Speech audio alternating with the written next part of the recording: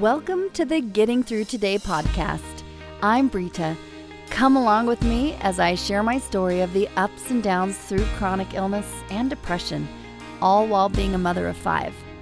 I know healing is possible, and through every phase there is beauty, even if we don't always see it at the time. I know what it feels like to just get through one day at a time. Let's get started.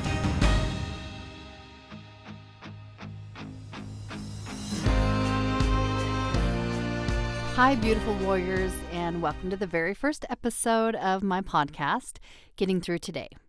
I'm Brita, and I'm so excited to start this journey with you. Now, I know life can feel overwhelming at times, especially when you're dealing with chronic illness, mental health struggles, or just simply the weight of life. But my goal is to create a space where we can connect, grow, and learn together. We'll explore small but meaningful ways to move forward, even when life feels heavy. I've been through some tough seasons, and I've learned that healing is never a straight line.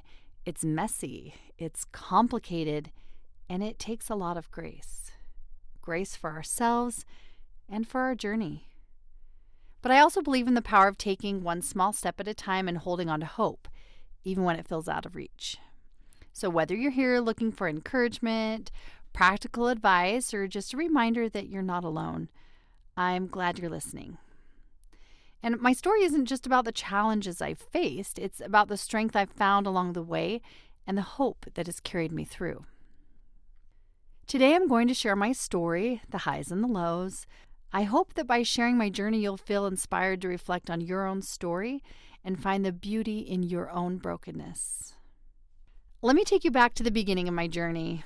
I used to be a strong, healthy, and vibrant person. I can still picture myself as a little girl playing on a swing, singing at the top of my lungs, completely happy and carefree. Back then, the world, it felt like it was full of endless possibilities, and I thought that's how life would always be, full of energy, optimism, and freedom.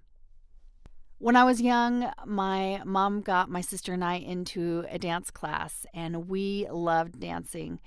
And I thought I would be a dancer for the rest of my life. I loved it. But because we lived in a tiny little town in Milton, Freewater, Oregon, and when our favorite teacher moved, we started getting into sports, where I started with fast pitch softball. And then it led to lots of different sports. I played basketball, soccer, and I found this competitive side in me that I didn't even know existed because I was a pretty carefree, laid-back kid. But I loved competing in sports. And as a competitive athlete, I thrived on pushing my body to the limits. Every practice, every game, every moment, playing sports just brought me joy. I loved the feeling of strength, the thrill of the competition, and the satisfaction of reaching new heights and goals. And I never imagined a day when my body wouldn't cooperate like that. All through high school, I poured myself into everything I loved. Like I said, basketball, softball, track, cheerleading, volleyball. I even did choir. I love music. I love to sing. And I felt like I thrived in each activity, finding joy and fulfillment in the diversity of my interests. And I even made it to the state track meet in the 100-meter high hurdles, a moment I was so proud of. Throughout my life, I remember coaches and teachers urging me to quit everything else and focus on the one thing they were helping me with. They'd say something like, "You're a jack of all trades, master of none." And I hated hearing that. It frustrated me to no end. How could they say I wasn't a master of anything when I had made it to the state track meet, or I was nominated to be an all-state softball player, or these different goals I had for myself? I was excelling at these things. And who gets to decide what my mastery looks like? I just wasn't someone who could pick one thing. I thrived on variety, on trying new things, and pushing myself to be my best in every area. I even played the violin, piano, took voice lessons. I loved music. I love sports. I love to do it all. I cannot look back on my life and see what I would have given up. It just wasn't something I wanted to do. And, maybe I was trying to prove those coaches wrong, but I also knew deep down that being involved in so many activities, it really made me happy. And looking back, I'm so grateful I did not listen to their advice, because each experience shaped me into the person I am today. And I like who I am today. So after high school, I headed off to college. So I grew up like I said, in a small town in Oregon. And then I went to college in Utah, and where I met my husband, Jeff, when I was graduating college. And we fell in love quickly, and it wasn't long before we were ready to build a family together. I had always wanted a big, lively family, and in 2004 we welcomed our first daughter, and I just felt like all my dreams were coming true. But through my first pregnancy with my daughter, I threw up my entire pregnancy. Everyone said, "Oh, the first trimester you'll be fine," and I wasn't. I threw up till the day I had her, and I was pretty sick, but it was worth it. We got a healthy baby girl, and I was thrilled. I always wanted to be a mom. But I also, through that pregnancy, I remember telling my husband, Jeff, that I didn't quite feel like myself. But we just brushed it off as pregnancy hormones, or after I had my first baby, we just said maybe these are just adjustments of new motherhood. Of course, I'd never done it before, so how are we to know what was going on? And I just convinced myself it was temporary and things would get better. But as time went on, I still didn't feel like myself. And I just chalked it up to sleepless nights and the demands of being a new mom. And life just moved forward, because that's what we do, right? And soon we were expecting our second child. And once again, I didn't feel great, but I just blamed it on pregnancy. This is how it was for me.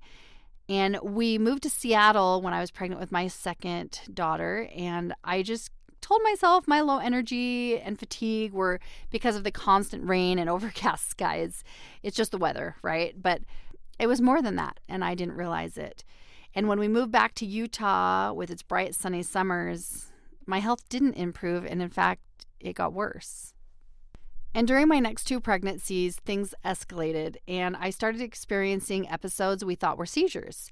I even went to a doctor where they suggested I went to a neurologist, and it was thought that they were seizures, and they had told me I could go on medication, but they weren't bad enough. I found if I kind of rested, they didn't seem to come as often, so I didn't want to take a medication that could potentially harm my baby, so I chose to not do that.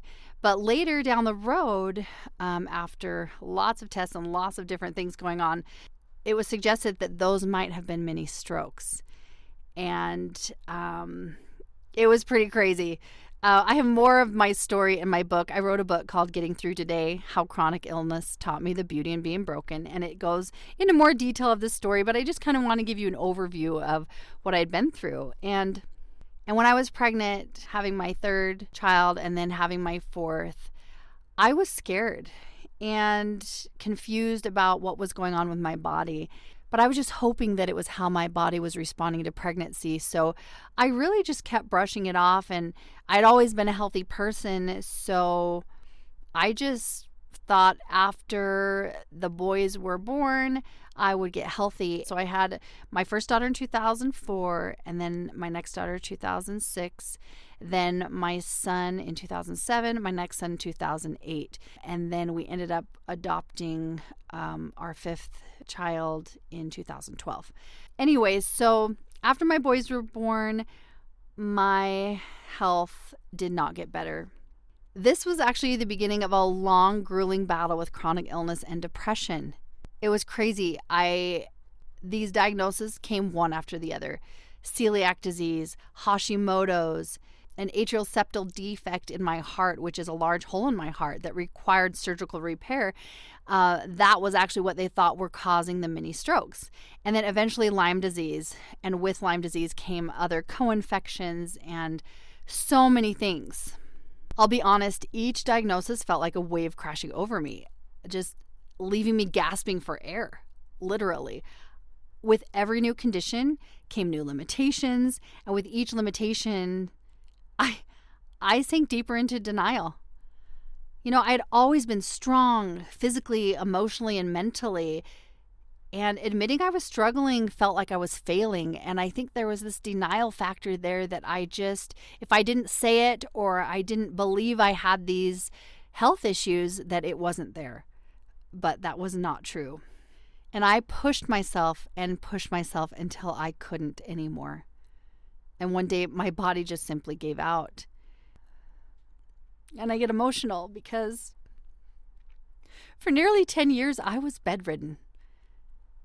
My world became smaller and smaller. I was confined to the four walls of my bedroom, and I watched life happen around me. My kids growing up, milestones passing by, all while feeling like a shadow of the person I once was. Yes, I got myself up to do the things I could for my children, and yes, I pushed myself in the ways that I could, but it definitely was not the life that I had imagined or that I wanted. I really felt like I was drowning. I was physically sick, emotionally depleted, and spiritually lost. I prayed endlessly for relief, for healing, for hope, and I begged for a way out of the darkness. And it wasn't coming. And I sunk deeper and deeper, and life got harder and harder. But I realized, as much as I was praying for a miracle, maybe the miracle was just that I just had a little glimmer of hope that kept pushing me on, that kept helping me fight for my health, for my life, this life I wanted, that I believed in, the type of mom I wanted to be for my kids. I wanted more. So I began exploring every healing modality I could find, from dietary changes to alternative treatments, doctor's appointments. I feel like I had tried everything. And some things helped and others didn't. But each step forward, no matter how small, really brought me closer to better health. And deep down, there was a part of me that knew I would heal. But there were so many days where that felt impossible. It was really hard. I was very depressed and I didn't even recognize myself. And unfortunately, healing was not fast and it was not linear. Some days it felt like I was taking a big step forward. Then other days it felt like I was taking 3 big jumps backwards. But I discovered that through all of this, that healing is not about finding one big solution, which I was hoping for. I wanted some magic pill or some magic modality that I would do or take or do something, and then the next day I would feel better. But that's not how it was for me. But instead, it was small, consistent steps. If one thing didn't work, we tried something else. And I say we because my husband, Jeff, was my greatest supporter.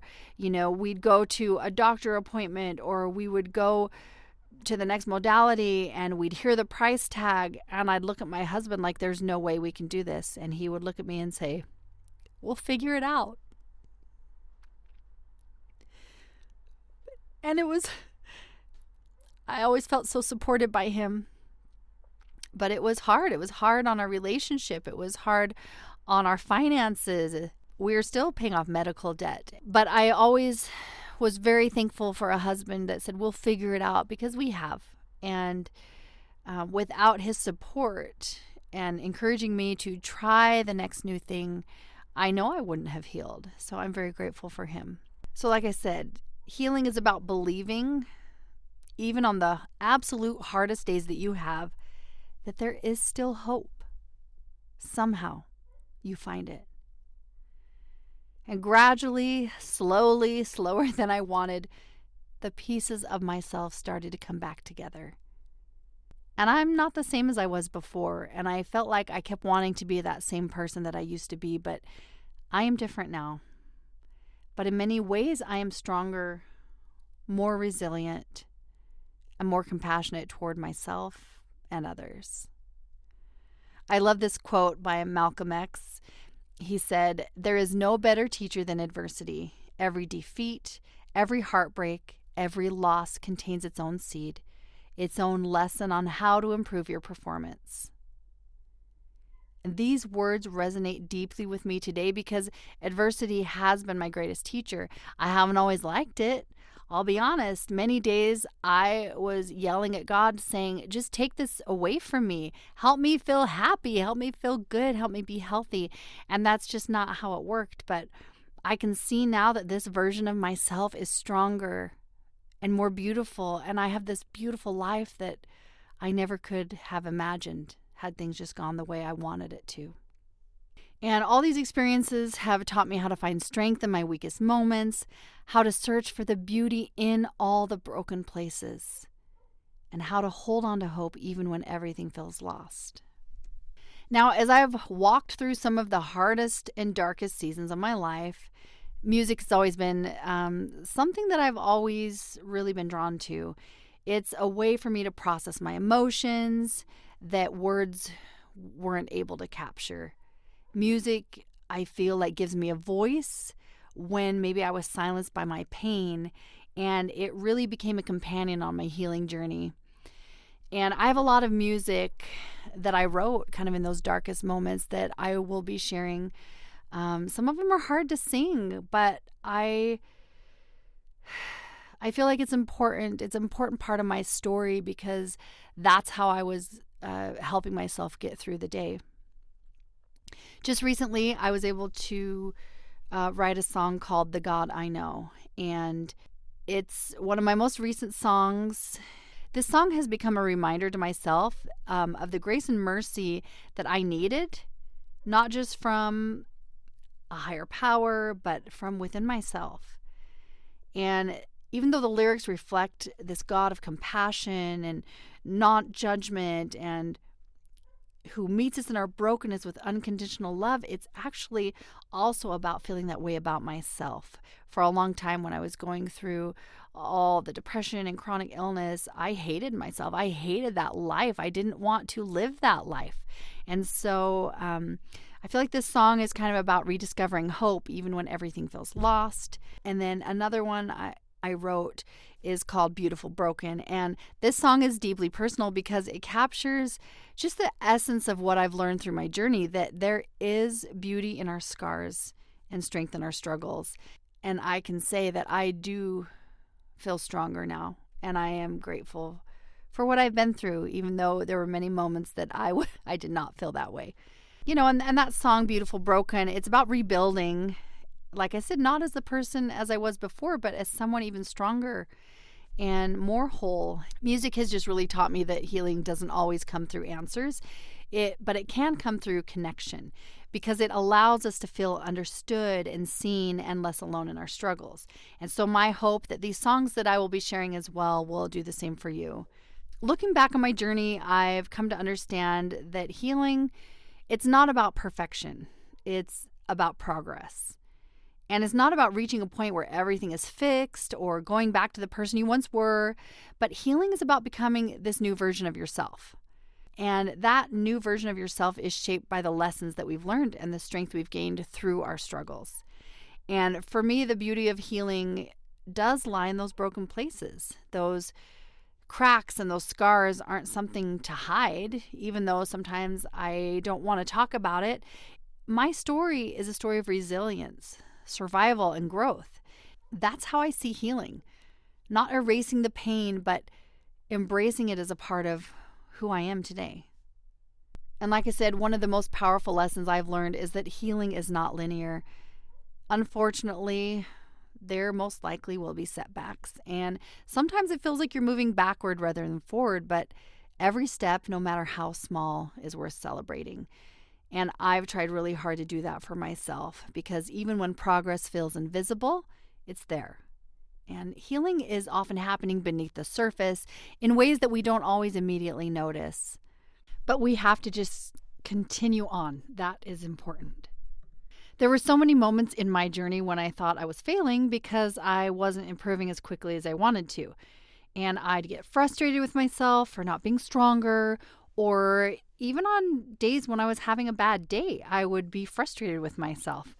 But I have learned to give myself grace because healing is not a straight path. It really is a winding road with ups and downs, and really that's okay. The important thing, of course, is to continue moving forward. And that can even just be in one small step at a time. And I want you to know that you do not have to have it all figured out to begin healing. You don't need to have a perfect plan or an ideal starting point. But what you do need is the willingness to take that first step, no matter how small or even how uncertain it feels. And that step might look different for each of us. It could be reaching out for help, trying something new, or simply just allowing yourself to rest and breathe. And then just trust that with time, love, and effort, those small steps might lead to big transformations. Healing does not happen all at once. And for that, I get so frustrated. But it is a collection of tiny moments where you choose to keep going, even when it's hard. You choose to keep going. You get to do that. And if there's one thing I hope you take away from this episode, it's that there is always hope, even in the darkest moments. And I'll tell you what, there were times when I felt like the darkness would never lift. But it did. And sometimes hope can feel like the faintest flicker of light, barely even visible. But that flicker can be enough to guide you forward. You are not alone on this journey. Whatever you're facing right now, know that you are not walking this path by yourself. I know there is strength in connection, in sharing our stories, and in leaning on each other when things feel too heavy to bear alone. So I encourage you to celebrate the small victories, honor the struggles, and hold on to hope. And just understand that your healing journey is uniquely yours, and every step you take matters. All those cracks in your story are where the light gets in, and that light is what makes you beautifully, authentically you. Thank you so much for joining me on this first episode of Getting Through Today. Sharing my story with you has been such an honor, and I hope it inspires you to take a moment to reflect on your own journey, where you've been, the challenges you've faced, and the strength you've found along the way. I started this podcast because I believe in the power of connection. None of us are meant to go through life alone, and by sharing our stories, we can remind each other that there is always hope, even in the darkest moments. I know I'm being a little repetitive, but really, I sat in the darkness for so long, and I needed a support group. And so that's what I'm building here, because I'm building something I wish I would have had. If this episode resonated with you, I'd love to hear from you. Whether it's a part of my story that you connected with or a piece of your own journey that you'd like to share, just reach out. You can find my contact details on the podcast. Let's start a conversation. Your story matters, and I would be honored to hear it. I can't wait to meet you here next week for episode 2, where we'll dive in deeper into exploring ways to find strength, hope, and progress no matter where you are on your journey. Until then, remember this. Every small step forward is progress. You're stronger than you think, braver than you realize, and your journey matters more than you know. Be gentle with yourself. Celebrate the little victories. And never forget, you are not alone.